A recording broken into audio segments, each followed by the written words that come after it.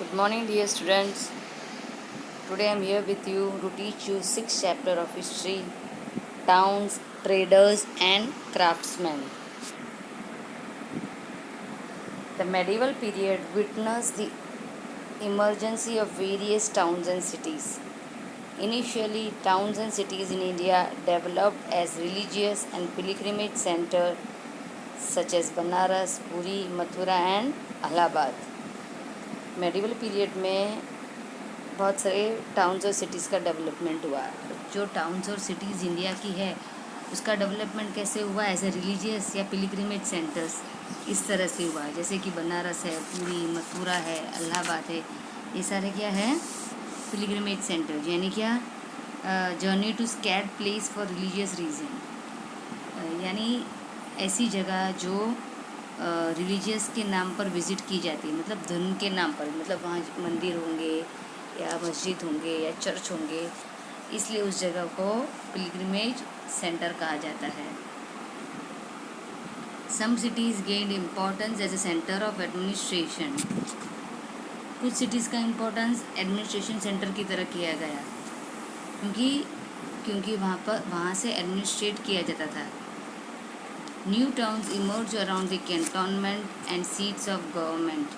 Cantonment यानी military camp. नए towns कहाँ बने? जहाँ कंटोनमेंट जगह है या गवर्नमेंट सीट्स होती है, वहाँ ज़्यादा टाउन्स, वो जगह टाउन्स की तरह डेवलप्ड होने लगी। Lastly, given the importance of trade and commerce, there emerged commercial towns और trade centre such as Lahore, Surat and Mirzapur on a trade routes. तो कई जगह इम्पोर्टेंट थी ट्रेड और कॉमर्स के लिए, जैसे कि लाहौर है, सूरत है, मिर्ज़ापुर है, ये सारे क्या थे? ये इम्पोर्टेंट थे क्योंकि वो ट्रेड रूट्स थे। Let us now study about the development of this urban centre during the medieval period.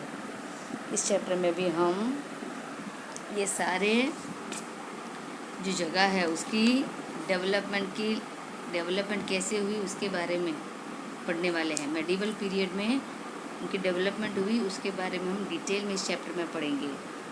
I think you know what is urban. Urban means something that can be related to town और city, मतलब ऐसी जगह जो ज़्यादा developed है, जिसको हम town या सिटी कह सकते हैं।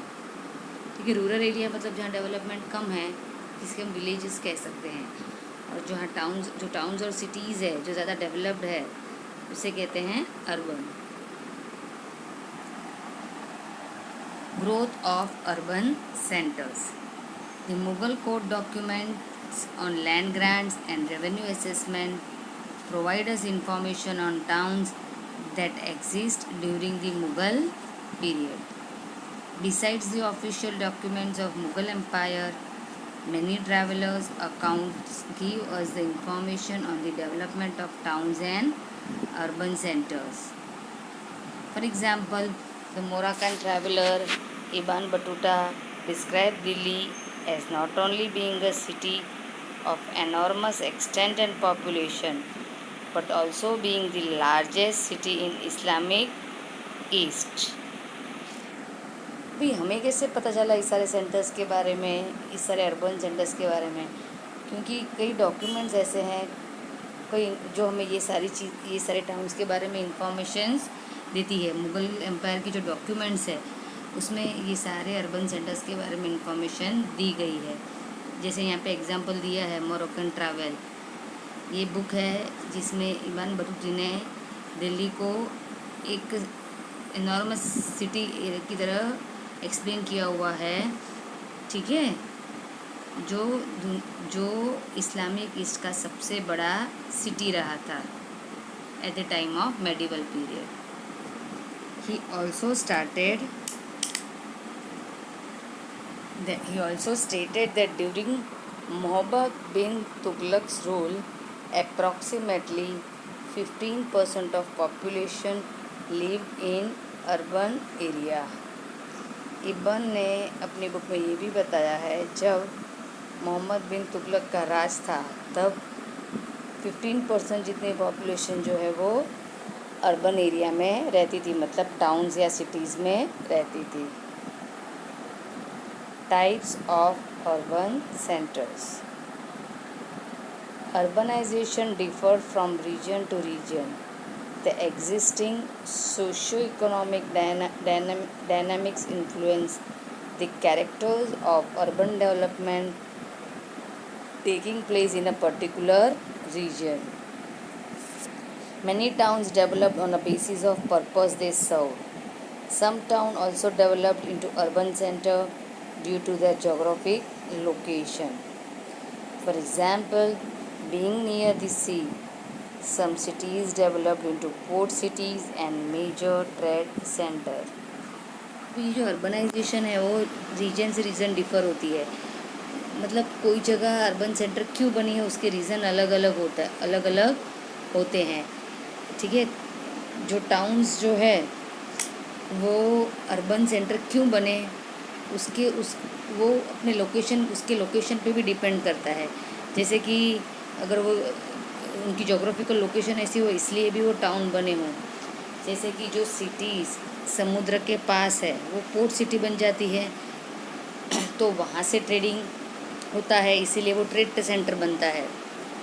हम सब जानते हैं कि अभी हमारे पास रेलवे और रोड नेटवर्क सब अच्छा है, पर पहले के ज़माने में सी रूट ही मेजर सोर्स हुआ करता था ट्रांसपोर्टेशन का लिए।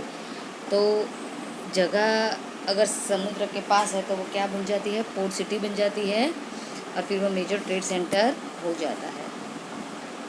Usually towns are categorized into several types like temple town, an administrative town, a commercial town, port town and so on. जो टाउन्स है उसको कैटेगरीज में डिवाइड किया गया है। कोई टेम्पल टाउन है, कोई एडमिनिस्ट्रेटिव टाउन है। टेम्पल टाउन है मतलब क्या, यहाँ पे वो सारा हर एक जो है वो उसको डिटेल में एक्सप्लेन किया गया है, इसलिए मैं आपको नहीं एक्सप्लेन कर रही हूँ अभी। ठीक है, तो हम फिर धीरे धीरे देखेंगे ये सारे क्यों उनको ये सारे नाम दिए गए और उसका क्या इम्पोर्टेंस है। There are many towns that combined several functions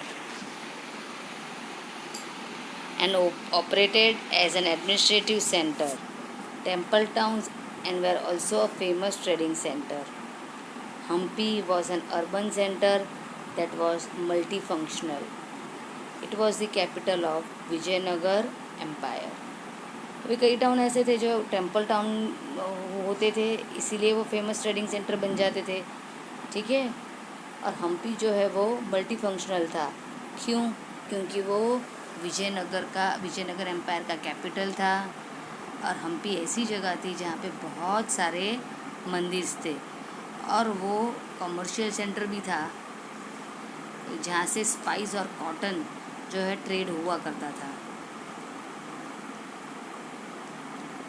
so Hampi was an urban centre that was multi functional, क्योंकि पहला तो वो कैपिटल था, दूसरा वहाँ पे बहुत सारे मंदिर थे, तीसरा वो कमर्शियल सेंटर था क्योंकि वहाँ से स्पाइस और कॉटन का ट्रेड किया जाता था।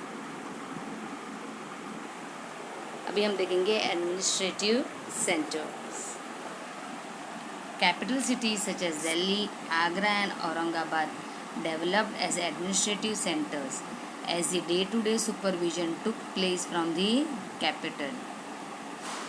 अभी कैपिटल सिटीज़ ये सारे दिल्ली है, आगरा है, औरंगाबाद है, ये सारे क्या थे, कैपिटल सिटीज़ थे, इसलिए वो एडमिनिस्ट्रेटिव सेंटर थे क्योंकि वहाँ से सभी जगहों को कंट्रोल किया जाता था, सभी जगहों को एडमिनिस्ट्रेट किया जाता था।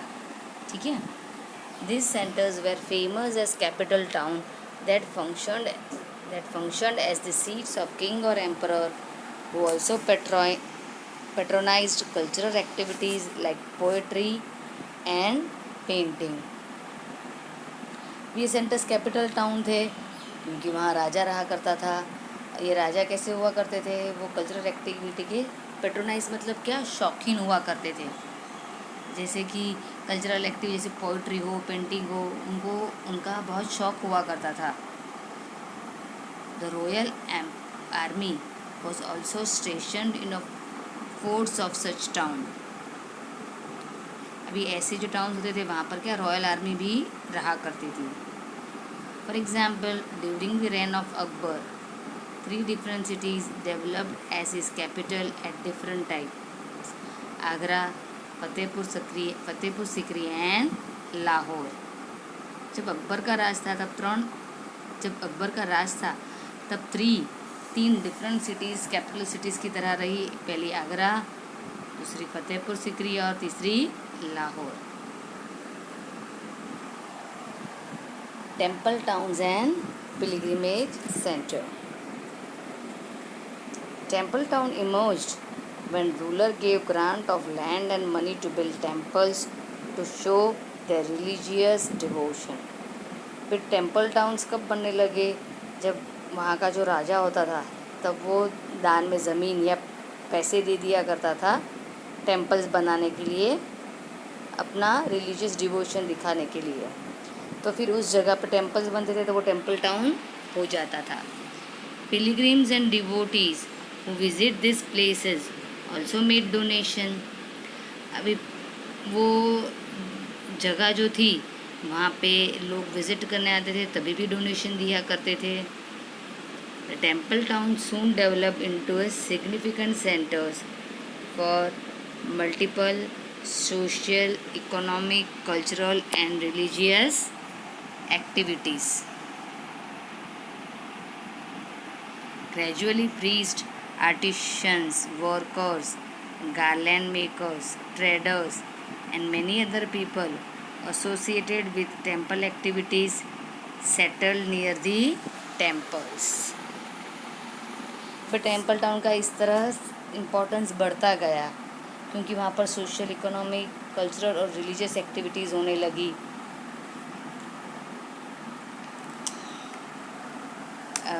वहाँ अभी जो टाउन में जो जगह पर टेम्पल्स है वहाँ प्रीस्ट तो रहेंगे ही, पुजारी प्रीस्ट यानी आर्टिशन रहेंगे, वर्कर्स रहेंगे, गार्लैंड मेकर यानी हार बनाने वाले, फिर ट्रेडर्स, ये सारे लोग टेम्पल टाउन में बसने लगे क्योंकि वहीं उनका ऑक्यूपेशन हुआ करता था, वहीं पर उन लोग कमाते थे। तो लोग धीरे धीरे उस टेम्पल टाउन में बसने लगे। Temples also became the centre of learning. Some pilgrimage center gradually urbanized into township. फिर टेम्पल जो है वो लर्निंग सेंटर भी बनने लगे, ठीक है। और ये पिलग्रिमेज सेंटर क्या बन गए? टाउनशिप बन गए। Town such as Vrindavan, Mathura, Somnath, Ajmer, Tirupati became essential temple town और पिलग्रिमेज सेंटर। ये सारी जगह जो है वो टेम्पल टाउन बन गया क्योंकि वहाँ जब मंदिर बनते तो लोग वहाँ दर्शन करने आते, तो कई लोगों का ऑक्यूपेशन उससे जुड़ गया था, तो लोग वहाँ ज़्यादा बसने लगे, तो उस जगह को टेम्पल टाउन या पिलग्रिमेज सेंटर से जाना गया। अभी हम देखेंगे next commercial towns. Commercial towns developed along essential trade routes. Sher Shah Suri built the Grand Trunk Road to encourage the trade and commerce within the country. Many rulers built sarais and rest house along the roadside, which gradually developed into the commercial town. Commercial town कहाँ बनने लगे? जहाँ पर trade route हुआ करता था, मतलब जैसे ट्रेडिंग हुआ करती थी, जहाँ रास्ते होते थे वहाँ पे कमर्शियल टाउन बनने लगे। शेरशाह सूरी ने ग्रांड ट्रंक रोड बनाया था, मतलब उसने रोड बनाया था ताकि वो ट्रेडिंग कर सके, सामान को आसानी से दूसरी जगह तक पहुँचा सके, ट्रेडर कॉमर्स को एनकरेज कर सके। तो उसने कई रेस्ट हाउस बनाए रोड साइड पर, जहाँ रोड से वहाँ पर रेस्ट हाउस बनाए, जिसे हम गेस्ट हाउस भी कह सकते हैं। फिर वो जगह क्या बनने लगी? कमर्शियल टाउन बनने लगी। Commercial towns like Mathura and Bayana in Rajasthan flourished because of the location along the famous trade routes. अभी मथुरा है, बयान है, ये सारी जगह क्या है? ऐसी जगह पर है जहाँ पर ट्रेड रूट्स हुआ करता था, मतलब कि ट्रेड करने के रोड हुआ करते थे, तो वो जगह फ्लरिश हो गई as an trade routes, as an commercial town. अभी हम देखेंगे port towns.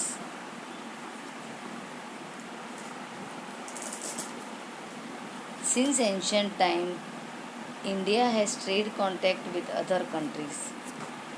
With increased overseas trade activities with Southeast Asia and West Asia, China and Europe, towns like Surat, Bhuj, Cambi, Calicut, Cochin and Masulipatam emerged as a significant port town tech to accommodate the increasing foreign trade. हम जानते हैं कि ancient time से India के trade contact थे other countries के साथ, ठीक है। तो जब ओवरसीज ट्रेड एक्टिविटीज़ होती थी ये सारे देश, ये सारे कंट्रीज़ के साथ, south east Asia, west Asia, China, ये सब के साथ, तो यहाँ जहाँ से ये ट्रेड रूट हुआ करती थी ये सारी जगह क्या बन गई, पोर्ट टाउन हो गई, ताकि वहाँ से फॉरेन ट्रेड किया जाए। मतलब समुद्र के किनारे के पास जो जगह थी, जो टाउन्स थे, वो पोर्ट टाउन की तरह डेवलप हो गए। उस जगह को पोर्ट टाउन नाम दिया गया और वहाँ से फॉरेन ट्रेड हुआ करता था।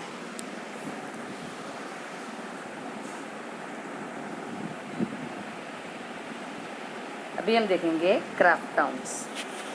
Different craft centres developed into famous craft town. Indian artisans excelled as weavers, metal workers, carpet makers, shoemaker and many other craft. अभी क्राफ्ट टाउन्स मतलब क्या, कि जहाँ पर आर्टिशंस रहा करते थे, जो वीवर्स होते थे। वीवर्स यानी क्या, वीविंग करने वाले, कपड़े बनाने वाले, मेटल वर्क करने वाले, कारपेट बनाने वाले, शू मेकर, ये सारे क्राफ्ट टाउन में रहते थे। India was world wise famous for its cotton textile. India जो है वो पूरे वर्ल्ड में फेमस था कॉटन टेक्सटाइल के लिए। About 150 types of cotton clothes were produced in India. Ancient time में भी इंडिया 150 टाइप्स जैसे जितने कॉटन क्लोथ्स बनाता था। द पंचाल्स और Vishwakarma community consist of goldsmith, bronzesmith, blacksmith, मतलब गोल्डस्मिथ यानी सुनार, ब्लैकस्मिथ यानी लोहार, मेसन्स यानी जो कड़िया काम करते हैं, ब्रिक्स के साथ उनका काम जुड़ा होता है, कारपेंटर। अभी पंचाल से विश्वकर्मा क्या है, एक कम्युनिटीज़ है। ये सारे लोगों का मेन काम ये हुआ होता था, सुनार का, लोहार का, कारपेंटर्स हुआ करते थे। These all played an important role in the construction of places, significant building, tanks and reservoirs.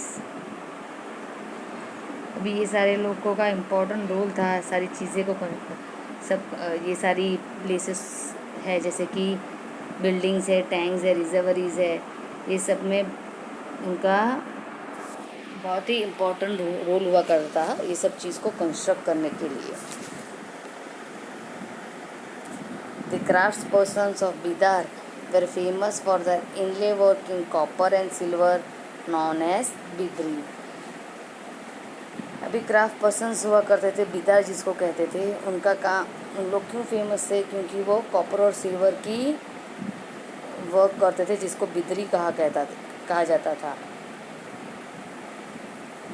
Towns like Banaras, जो अभी वाराणसी के नाम से जाना जाता है, and Kanchipuram developed due to the popularity of their textile. आज भी वहाँ की साड़ियाँ, वहाँ के कपड़े फेमस है। तो ये जो टाउन है बनारस, वो उसके टेक्सटाइल की वजह से बहुत ही फेमस हुआ और उसको क्राफ्ट टाउन की तरह जाना गया। Founded towns. Some towns came into existence because they were found by some rulers or powerful people. कुछ टाउन को फाउंडेड टाउन्स कहा जाता था क्योंकि उसको उसका उसका एक्सिस्टेंस क्यों था? क्योंकि किसी रूलर ने या किसी पावरफुल पीपल ने वहाँ पर राज किया था, या उस जगह को उसने बनाया था। Prior to their development as town, these urban centers would have existed in the form of one village. यहाँ पर कोई राजा पहले आया, उससे पहले वो एक विलेज रहा होगा, तो कोई पावरफुल रूलर, कोई पावरफुल राजा आ गया तो उसने उसको डेवलप कर दिया, इसलिए उस जगह को फिर फाउंडेड टाउन कहा जाता था। For example, the entire capital township of Fatehpur Sikri was founded by Akbar in honour of Sufi saint Salim Chishti. जैसे कि फतेहपुर सिकरी है, उसका फाउंडर कौन था? अकबर। उसने सूफी संत सलीम चिश्ती के उसको मान देने के लिए उस जगह को डेवलप किया था। Shahjahanabad in Delhi was founded by Mughal emperor Shahjahan. वैसे ही शाहजहाबाद जो है उसका फाउंडर कौन है? उस जगह को बनाने वाला कौन है? मुग़ल एम्परर शाहजहाँ, इसीलिए उस जगह का नाम पड़ा है शाहजहाबाद।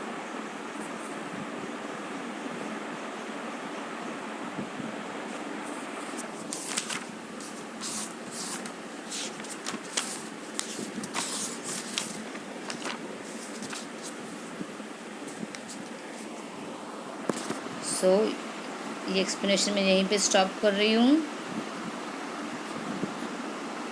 नेक्स्ट वीडियो में मैं इनलैंड एंड फॉरेन ट्रेड से एक्सप्लेनेशन शुरू करूँगी। ओके बच्चों, टेक केयर, बाय बाय।